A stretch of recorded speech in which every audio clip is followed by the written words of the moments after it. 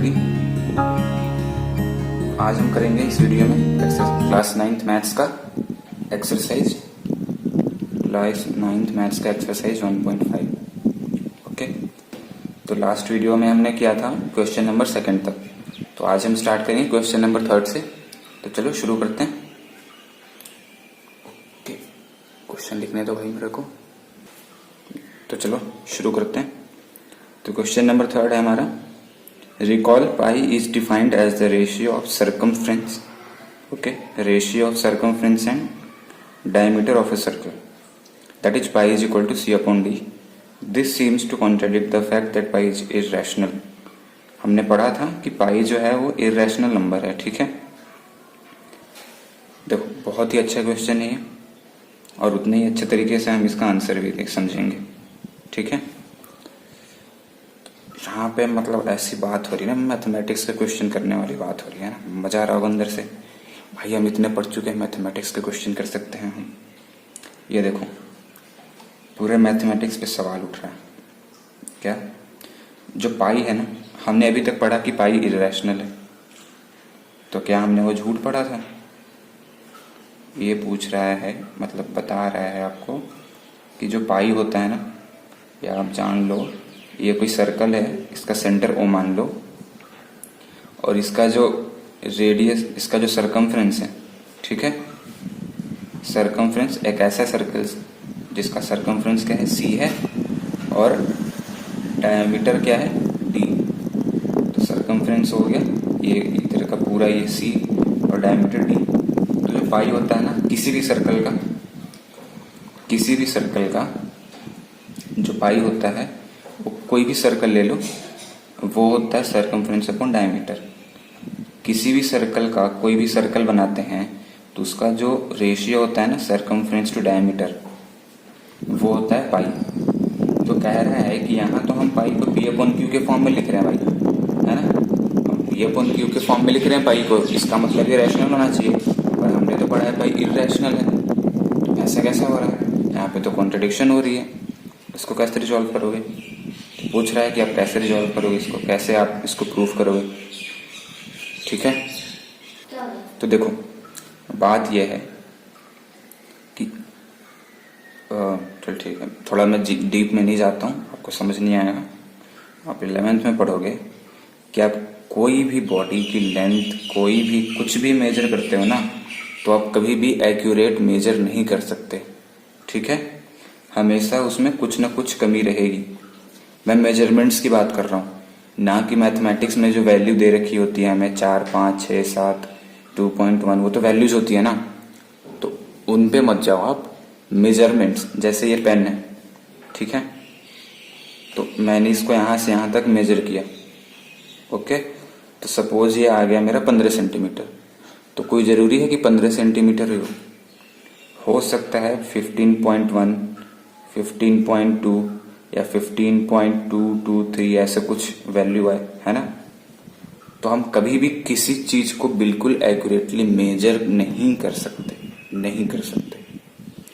कुछ ना कुछ हल्का सा हल्का, जो बिल्कुल माइक्रोस्कोपिक नहीं यार, मतलब बिल्कुल लो लेवल पे, बिल्कुल स्कोपिक लेवल पे, जैसे तो बहुत छोटी यार, जैसे हो गया, तो उतना तो हम डिफ्रेंशिएट नहीं कर पाते ना स्केल में, है ना। सेंटीमीटर मान के चल लेते हैं, 15 से थोड़ा सा आगे हुआ फिर भी 15 मान लिया। तो कभी भी हम जो मेजरमेंट होता है ना किसी चीज का, लेंथ हो या फिर हाइट हो, कुछ भी हो, लेंथ की मेजरमेंट कभी भी हमारी एक्यूरेट नहीं होती, बिल्कुल एक्यूरेट नहीं होती। तो इसीलिए हम यहाँ पे आंसर क्या देंगे कि जबकि, ठीक है, जबकि किसी भी मेजरमेंट का, जैसे हमने इसका सरकमफ्रेंस मेजर किया, तो सरकमफ्रेंस मेजर करके हम क्या, पहले रेडियस से निकाला होगा ना इसका सरकमफ्रेंस, तो उसमें भी कहीं ना कहीं मेजरमेंट करनी पड़ी होगी रेडियस के लिए, ठीक है, और डायमीटर के लिए भी हमने मेजरमेंट करी होगी। तो जबकि मेजरमेंट कभी भी बिल्कुल एक्यूरेट नहीं हो सकता, इसलिए हम मान सकते हैं कि ये कुछ ऐसी वैल्यू रही होगी और नीचे कुछ ऐसी वैल्यू रही होगी कि डिवाइड करने पे इर्रेशनल आ रहा है, ठीक है। तो ये है उसका, ये तो मैंने आपको बड़े अच्छे से समझाया ना। अभी आप इसको इंग्लिश में क्या लिखोगे, आप लिखोगे ये देखो, तो रीजन हमने क्या देना है, लिखना है कि देयर इज नो कॉन्ट्रडिक्शन। यहाँ पे कोई सवाल पैदा नहीं होता यहाँ पे कुछ कंफ्यूजन होने वाली बात नहीं है, कोई भी कॉन्ट्रडिक्शन नहीं है, क्योंकि जब भी हम कोई भी लेंथ स्केल से मेजर करते हैं तो we only obtain an approximate value. हम एक अप्रोक्सीमेट वैल्यू ही मेजर कर पाते हैं, हम कभी भी एग्जैक्ट रैशनल वैल्यू मेजर नहीं कर पाते हैं। इसलिए हम ये नहीं कह सकते कि सी और डी जो है वो रैशनल है या इरेशनल है। हो सकता है ये दोनों इरेशनल हो, क्योंकि आप जितने डीप में जाओगे उतने डीप में आपको पॉइंट में वैल्यूज आती जाएंगी आती जाएंगी इन्फिनाइट तक, है ना। देयरफॉर जो सी अपॉन डी है वो इरेशनल हो सकता है, हम इसको गारंटेड नहीं कर सकते कि भैया ये रैशनल ही। तो ये दोनों हो सकता है, बट हमने कैलकुलेशन से जब पाई की वैल्यू निकाली तो वो इरेशनल आ रहा है, इसलिए जो सी अपॉन डी जो ये फ्रैक्शन होता है ये भी इरेशनल है। तो ये है इसका रीजन। आपको एक थोड़ा सा मैं फील देता हूँ, फील मैथमेटिक्स का फील करते हैं। अभी देखो मैं एकदम ज़्यादा दिखाऊंगा। देखो इस चीज़ को मैं प्रैक्टिकली प्रूफ करके दिखाता हूँ। अगर मान लो हमारा रेडियस 7 है, ठीक है, तो हमारा डायमीटर कितना आ जाएगा 14 सेंटीमीटर, और 2 पाई आर करके सरकमफ्रेंस निकालोगे। सरकमफ्रेंस रेड पेन से लिखो, इसको अच्छे से दिखेगा। तो डायमीटर हमारा हो गया 14 सेंटीमीटर, क्योंकि रेडियस था 7, अज्यूम कर रहे हैं हम, ठीक है। बिल्कुल एक्सपेरिमेंट आपको प्रैक्टिकली यहाँ पे करके दिखा रहा हूँ, फील करो इस चीज़ को। देखो कोई नहीं बताएगा आपको ये। और सरकमफ्रेंस 2 पाई आर से निकालोगे ना, तो 2 इंटू 22/7, 22/7 इंटू रेडियस 7, तो वो कट के आ जाएगा 44 सेंटीमीटर। कैलकुलेशन अब कर लेना। तो फील करो यार इसको। देखो जब यहाँ पे आप निकालोगे ना, पाई की वैल्यू क्या होती है, C upon D, circumference upon diameter. तो क्या यहाँ पे सरकमफ्रेंस अपॉन डायमीटर पाई की वैल्यू आ रहा है? तो यहाँ पे हमारा सरकमफ्रेंस क्या था 44, ठीक है, 44/14। तो ये देखो मैजिक जादू क्या हो रहा है, ये देखो कैलकुलेटर दिख रहा है आपको, ये देखो। रुको एक सेकंड, ये देख पा रहे हो आप?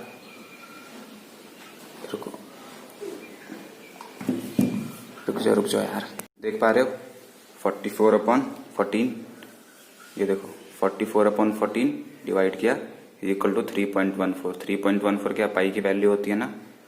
तो इससे क्या प्रूफ होता है कि जो पाई होता है सरकमफ्रेंस अपॉन डायमीटर होता है, ये हमारा 3.14 आ रहा है। और 3.14 देखो 3.14 के आगे क्या आ रहा है, और 2857 आ रहा है ना। तो देखो पाई की वैल्यू तो पता है ना 3.14 होता है, तो यहाँ से हम हिसाब से प्रूफ भी हो गया कि जो पाई होता है सरकमफ्रेंस अपॉन डायमीटर होता है, ठीक है। जो पाई होता है हमारा वो होता है सरकमफ्रेंस अपॉन डायमीटर। तो थोड़ा सा आपको फील करा दिया मैंने चीज, ओके। तो यहाँ देखते रहो वीडियो, जो आपको ऐसी चीजें मिलती रहेंगी, ठीक है। आते हैं नेक्स्ट क्वेश्चन पे। ये देखो, तो अभी हम क्वेश्चन नंबर 5 करेंगे, क्योंकि क्वेश्चन नंबर 4 जो है कंस्ट्रक्शन का है, तो उसका मैं नेक्स्ट पेज पे कराता हूँ। आप क्वेश्चन नंबर 5 देखो पहले। ये देखो, रैशनलाइज द डिनोमिनेटर। रैशनलाइज का मतलब होता है सिंप्लीफाई करना, आप एक तरीके से समझ लो। नहीं, सिंप्लीफाई नहीं, रैशनल नंबर नाम सुना है ना, रैशनलाइज। तो यहाँ पे आप देख सकते हो ये भी इरेशनल है, सबका डिनोमिनेटर क्या है, इरेशनल है। तो हमें उसको रैशनल नंबर बनाना है, इसको इसलिए बोलते हैं रैशनलाइजेशन। रैशनलाइजेशन का मतलब कि इरेशनल से रैशनल में कन्वर्ट करना। तो देखो डिनोमिनेटर, अगर आपका डिनोमिनेटर ही रैशनल हो तो आप क्या कर सकते हो भाई, आगे तो प्रोसेस ही नहीं होगा। मान लिया न्यूमरेटर हो, तब थोड़ा बहुत आप कुछ कर भी सकते हो ना, बट डिनोमिनेटर में इरेशनल हो भाई, तब तो कैसे बात बनेगी। तो इसको कैसे सॉल्व करना है, देखो फर्स्ट 1/√7। तो ये चीज देखो आप, मैंने एक बार और आपको बताया था कि सेम चीज मल्टीप्लाई करो डिवाइड करो तो नंबर सेम रहता है, सेम चीज प्लस करो माइनस करो नंबर सेम रहता है, सेम चीज इंटू करो डिवाइड करो मल्टीप्लाई सेम रहता, इंटू करो डिवाइड करो नंबर सेम रहती है। तो यहाँ हम क्या कर देंगे, इंटू √7 कर देंगे और डिवाइड भी कर देंगे √7 से। तो √7 कट के 1 आ जाएगा ना, तो हमारा वापस 1/√7 आ जाएगा। बट यहाँ पे हम नहीं काटेंगे। क्यों नहीं काटेंगे, क्योंकि यहाँ हम इंटू करेंगे इसको, तो ये बनेगा आपका √7 और नीचे बनेगा √7 का स्क्वायर। तो ये बन जाएगा आपका √7/7, रूट और स्क्वायर कट जाएगा। तो ये हमारा डिनोमिनेटर क्या बन गया, रैशनल बन गया। बोलोगे भैया जादू हो गया तो, हाँ जादू हो गया, ठीक है। तो रैशनलाइजेशन वो ऐसे करते हैं कि जो चीज़ आपका डिनोमिनेटर में दिया हुआ है ना, उससे मल्टीप्लाई कर दो अगर सिंगल डिजिट हो, मल्टीप्लाई डिवाइड कर दो अगर सिंगल डिजिट हो। यहाँ पे 2 डिजिट है तो यहाँ पे क्या करना है, ये देखो सेकेंड 1/√7 - 6, ठीक है। तो यहाँ पे क्या कैसे करते हैं कि अगर आपका √7 - 6 दिया हुआ है ना, तो आप √7 + 6 से इंटू कर दो, ठीक है। अगर आपका a - b दिया हुआ है तो a + b से इंटू कर दो ऊपर नीचे, तब आपका इंटू करके क्या आ जाएगा, √7 + 6 अपॉन √7 माइनस √7 का स्क्वायर माइनस 6 का स्क्वायर, a² - b²। ये क्या है, a - b into a + b, तो इसलिए ये हो जाएगा a² - b², ठीक है।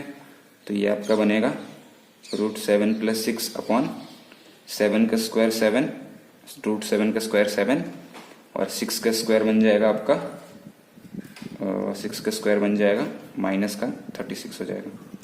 तो यहाँ से आपकी आ जाएगी वैल्यू, आ जाएगी √7 + 6 अपॉन, ये बन जाएगा आपका माइनस का, माइनस पूरे का होगा, ठीक है। ये बन जाएगा आपका माइनस का 6 इधर से माइनस कर दो, तो बन जाएगा आपका 29। बहुत बढ़िया। अभी आ जाओ थर्ड पे। तो यहाँ पे मैंने क्या बताया कि अगर a - b हो तो a + b से इंटू कर दो ऊपर नीचे, ठीक है। और √5 + 2, यहाँ पे क्या है, a + b है ना, तो इस केस में a - b से इंटू कर दो। जैसे √5 + 2 है तो √5 - 2 से इंटू कर दो ऊपर नीचे, ठीक है। तब आपका क्या आ जाएगा, ये आ जाएगा √5 - 2 अपॉन √5 - 2 का, एक मिनट, a² माइनस का b², क्योंकि ये क्या है, a + b into a - b। Identity लग रही है इसमें यार, आइडेंटिटी नहीं आती तो पढ़ के आओ, नहीं तो बताओ कमेंट में, हम वो भी बना देंगे। अभी मैं टॉपिक से नहीं भटकना, ठीक है। तो ये बन जाएगा आपका √5 का स्क्वायर 5 - 4, 2 का स्क्वायर 4, तो इज इक्वल टू हो जाएगा √5 - 2 अपॉन 5 - 4 1। तो ये आपका वैल्यू आ गया। फोर्थ देखो, फोर्थ है 1/√7 - 2। तो यहाँ पे a - b है ना, तो यहाँ पे a + b से इंटू कर दो, √7 प्लस, बस आपका बीच का साइन चेंज करना है, ठीक है। और क्यों चेंज कर रहे हैं, क्योंकि हमारा ये क्या है, a² - b² बन जाए, रूट कैसे भी करके हट जाए, ठीक है। तो ऊपर आ जाएगा √7/2, नीचे आ जाएगा √7 का स्क्वायर माइनस 2 का स्क्वायर। तो ये बन जाएगा आपका √7 + 2 अपॉन √7 का स्क्वायर 7 माइनस 2 का स्क्वायर 4। तो ये बन जाएगा आपका लास्ट में √7 + 2 अपॉन 7 - 4 3। तो ऐसे होता है रैशनलाइजेशन। और रैशनलाइजेशन किसको बोलते हैं, डिनोमिनेटर को इरैशनल से रैशनल में कन्वर्ट करना। तो अभी आ जाते हैं क्वेश्चन नंबर 4 पे, क्योंकि उसमें कंस्ट्रक्शन का, तो हम नेक्स्ट पेज पे करते हैं अभी जल्दी से। हेलो गाइस, तो यहाँ पे हमारा क्वेश्चन नंबर 4 थे रिप्रेजेंट √9.3। ये क्या कर दिया, कुछ नया आ गया। हमने √3 तो देखा था, अब अंडर रूट में पॉइंट में दिया हुआ तो हम क्या करेंगे, आंसर लिखेंगे इसका, क्वेश्चन दिया हुआ और क्या। बट कैसे देखो, आपका जब भी ऐसे ना आपका ऐसे आएगा, अंडर रूट में आएगा और कुछ वैल्यू पॉइंट में दी हुई, ठीक है। हो सकता है 9.3 की जगह 10.3 दे दे, 10.2 दे दे, 10.1 दे दे, कुछ भी दे सकता है, पॉइंट में वैल्यूज दे देगा वो, ठीक है। तो इसको कैसे रिप्रेजेंट करना है, सबसे पहले तो जो आपको अंडर रूट में वैल्यू दी हुई है ना, स्टेप बाय स्टेप देखो। पहले आपको अंडर रूट में जो वैल्यू दी हुई है 9.3 सेंटीमीटर, उतना लेंथ का आपको एक लाइन बना लेना है, 1 से लेके 9.3, यहाँ बनेगा आपका 9.3। तो 9.3 सेंटीमीटर का आपने सबसे पहले एक लाइन बनाना है, ठीक है। यहाँ ये, ठीक है। और इनको कुछ नाम भी दे दो जल्दी से अभी। तो इनको आप दे दो A और इसको दे दो B। तो ये है आपका 9.3 सेंटीमीटर, समझ रहे हो, ये है 9.3 सेंटीमीटर का लाइन। अब इसके बाद क्या करना है, लाइन थोड़ी सी टेढ़ी हो गई है शायद, बट कोई बात नहीं, बन जाएगा। आप कर लेना सीधी यार। इसके बाद क्या करना है, हमने सेंटीमीटर लिया है ना, तो यूनिट की बात हो रही है भैया, यूनिट सेम रखना। हमने सेंटीमीटर लिया, ठीक है, तो 9.3 सेंटीमीटर के बाद आपको 1 सेंटीमीटर और ऐड कर देना अपने मर्जी से। आपको बिल्कुल फ्री छोड़ा हुआ है, 1 सेंटीमीटर भैया आप ऐड कर दो खुद से। तो 1 सेंटीमीटर आपका यहाँ से लेके हो जाएगा यहाँ तक, ठीक है। सेंटीमीटर हमने लिया ना, तो हमने आगे भी सेंटीमीटर में एक्सटेंड करना है। तो ये हो गया 1 सेंटीमीटर। समझ रहे हो क्या किया? पहले हमने जो लेंथ अंडर रूट में दी हुई है उतने का एक लाइन बनाया, दूसरा स्टेप उसमें +1 यूनिट कर दिया। सेंटीमीटर लिया था तो सेंटीमीटर +1 कर दिया, ठीक है। अभी क्या करना है, अभी ये जो है ना 9.3 और इसको नाम दे दो आप C, ठीक है। और इसका सेंटर बनाओ, इससे एक सर्कल बनाओ। देखो परपेंडिकुलर ड्रॉ करो ताकि ये लाइन इक्वल डिवाइड हो, फिर हमें सेंटर मिलेगा। तो आधी से बड़ी लेंथ लो, यहाँ आर्क मारो, ठीक है। और दूसरा इस पॉइंट से, ध्यान से देखो, पॉइंट ध्यान से देखो, ठीक है। एक इस पॉइंट से लगाया और दूसरा इस पॉइंट से लगा रहे हैं, यहां से मत लगा देना, ठीक है। तो वैसे ही इधर भी लगाओ आर्क, ठीक है, और फिर यहां से लगाओ आर्क। तो आ रहा है स्क्रीन पे, ये देखो एक पॉइंट आपका यहाँ पे बन जाएगा ये, ठीक है। और दूसरा पॉइंट देखो ज्यादा बड़ा हो गया, एक यहाँ पे हो गया, तो हम इसको भी मैच कर देंगे, ठीक है। तो हमारा डॉटेड बनाना ताकि आपको पता लगे कि कंस्ट्रक्शन हमने हेल्प के लिए किया है, ये हमारा ओरिजिनल कंस्ट्रक्शन में इंक्लूडेड नहीं है। ओके, तो उनको डॉटेड बनाते हैं। तो इनको डॉटेड बना दो। ट्राई करना कि वो जो लाइन है ना उसको लाइन कट करेगी, देखो इसको यहाँ पे कट करेगी, तो इसको O मानो क्योंकि ये आपका सेंटर बनेगा, इस लाइन का सेंटर है ये। तो अभी सेंटर से क्या करो ना, सेंटर लेंथ लो इसकी, ठीक है, ये और ये। यहां से आपने एक सर्कल बनाना है, सेमी सर्कल, ठीक है। आपने सेमी सर्कल बनाना है, सेंटर लिया, यहां से सेमी सर्कल बनाओ। कंस्ट्रक्शन तो यार स्लो है मेरी, आपको पता है। सेमी सर्कल बना दिया हमने, ओके। स्टेप्स आपको फिर से रिवाइज कराऊंगा, टेंशन मत लो। अभी क्या करना है, ठीक है, अभी तक समझ आ गया। अभी हमने ये सब कर दिया, तो ये जो पॉइंट बी दिख रहा है ना, पॉइंट बी, यहां से एक परपेंडिकुलर ड्रॉ करना है पॉइंट बी से। कैसे करोगे, एक छोटा सा लो, यहाँ पे सेमी सर्कल बनाओ, ठीक है, ठीक है। ये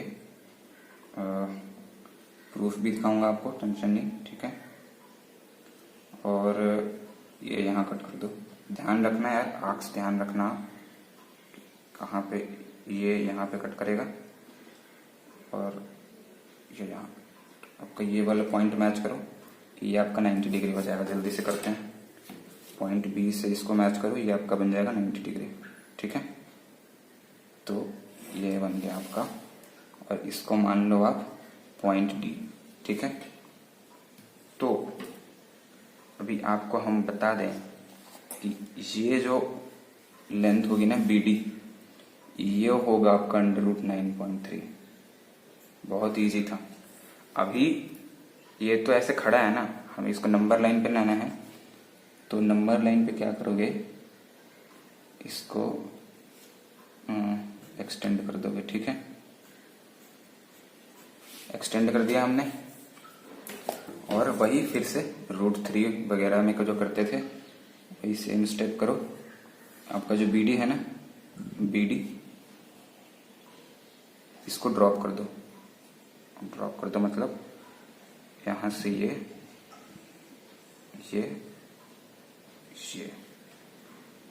तो आपका यहाँ पे जो लेंथ आ जाएगा, इसको E मान लो, तो आपका आपका जो आंसर आएगा वो आएगा B D is equal to B is equal to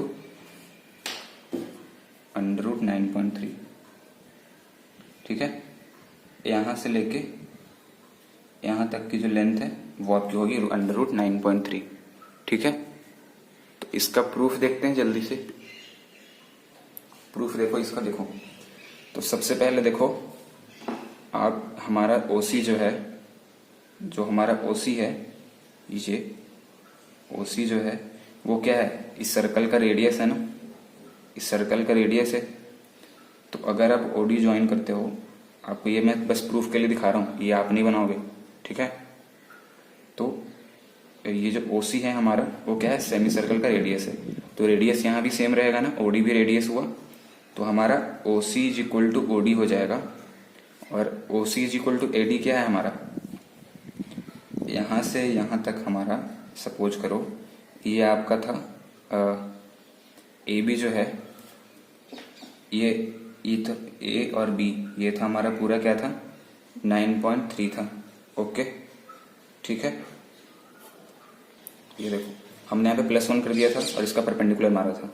तो यहां से यहां तक जो लेंथ आ जाएगी वो आपका आ जाएगा 9.3 + 1, ये पूरा ले रहे हो ना, तो 9.3 जो ओडी होगा ना हमारा OC, OC is equal to OD is equal to 9.3 + 1/2, क्योंकि 9.3 जो था इतना ए बी, उसमें हमने सी ऐड किया था और उसके बाद उसका आधा किया था।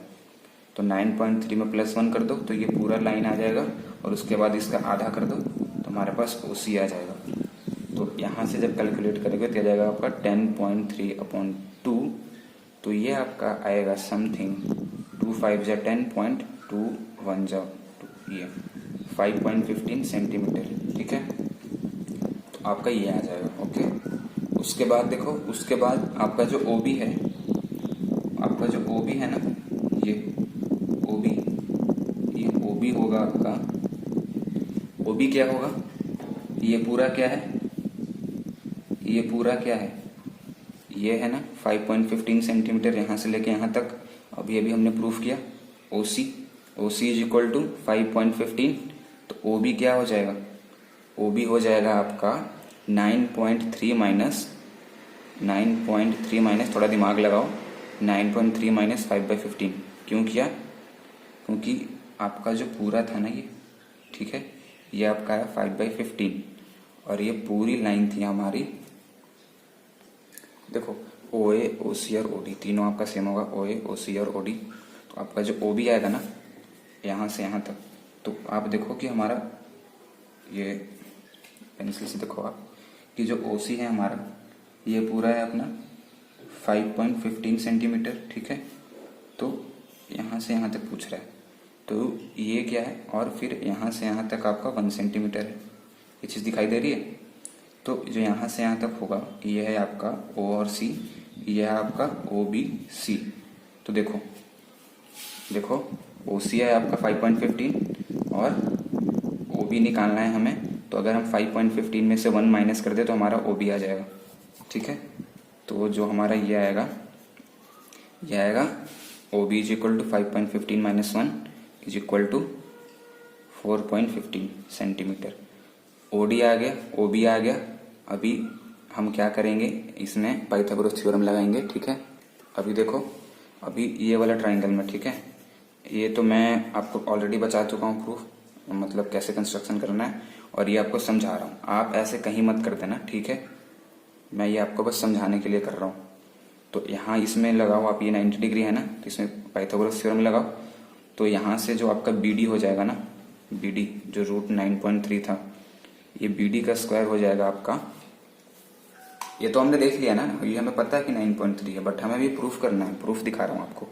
तो पेपर में हो सकता है प्रूफ है तो आप कर देना। ओके, प्रूफ तो सारे लोग नहीं, पता नहीं टीचर आपको बताएगा नहीं बताएगा, अगर बताते हैं तो बहुत अच्छी बात है यार पेपर में, क्योंकि आगे अगर 3 मार्क्स का है तो प्रूफ तो आपको देना पड़ेगा ना। ओके, तो BD का स्क्वायर, बोर्ड कहाँ से आ गया, BD का स्क्वायर इज इक्वल टू क्या हो जाएगा, OD का स्क्वायर। ठीक है, OD का स्क्वायर माइनस OB का स्क्वायर। ठीक है, ये कैसे हो गया, क्योंकि जो ये जो परपेंडिकुलर है ना, हाइपोटेन्यूज का स्क्वायर, ये दोनों प्लस करके होता है तो उधर जाके ये माइनस हो जाएगा। ठीक है, इतना मैथमेटिक्स आता होगा।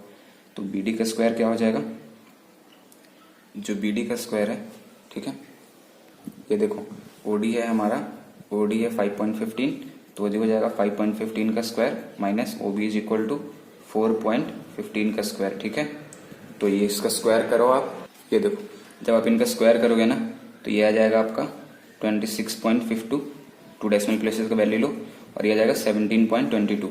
तो ये जो आपका आ जाएगा ना, ये आएगा 9.3। तो बी डी क्या आ गया हमारा, B D is equal to, यहाँ से स्क्वायर हट के अंडर रूट में आ जाएगा, तो under root 9.3।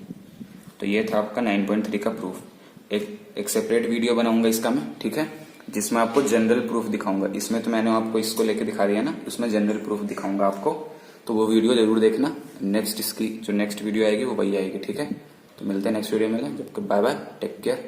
Never gonna make it, you're not good enough. There's a million other people with the same stuff. You really think you're different? Man, you must be kidding. Think you're gonna hit it, but you just don't get it. It's impossible, it's not probable, you're irresponsible. Too many obstacles, you gotta stop it, yo. You gotta take it slow, you can't